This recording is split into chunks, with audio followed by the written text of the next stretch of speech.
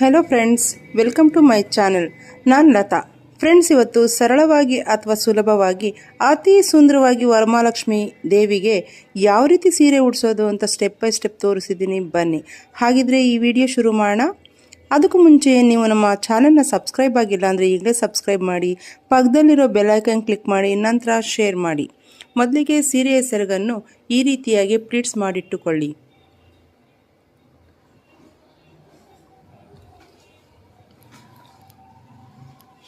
ನಂತರ ಸ್ಟ್ಯಾಂಡು, ತಟ್ಟೆ, ಬಿಂದಿಗೆ, ಕೋಲು, ಟೈಂದಾರದಿಂದ ಕಟ್ಟಿ ಸೀರೆನ ಅರ್ಧ ಫೋಲ್ಡ್ ಮಾಡಿ ಸಣ್ಣ ಸಣ್ಣ ಪ್ಲೀಟ್ಸ್ಗಳಾಗಿ ಮಾಡಿಟ್ಟುಕೊಳ್ಳಿ.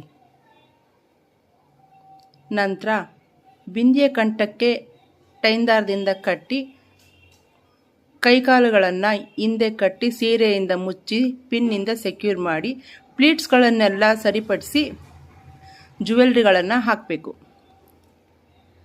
ಫ್ರೆಂಡ್ಸ್, ಇವತ್ತಿನ ವಿಡಿಯೋ ನಿಮ್ಮೆಲ್ಲರಿಗೂ ಇಷ್ಟ ಆಗಿದೆ ಅಂತ ಭಾವಿಸ್ತೀನಿ. ಇಷ್ಟ ಆದರೆ ಲೈಕ್ ಮಾಡಿ, ಶೇರ್ ಮಾಡಿ, ಹಾಗೆ ಕಾಮೆಂಟ್ ಮಾಡಿ. ಸಬ್ಸ್ಕ್ರೈಬ್ ಮಾಡೋದನ್ನು ಮರಿಬೇಡಿ. Thank you for watching this video.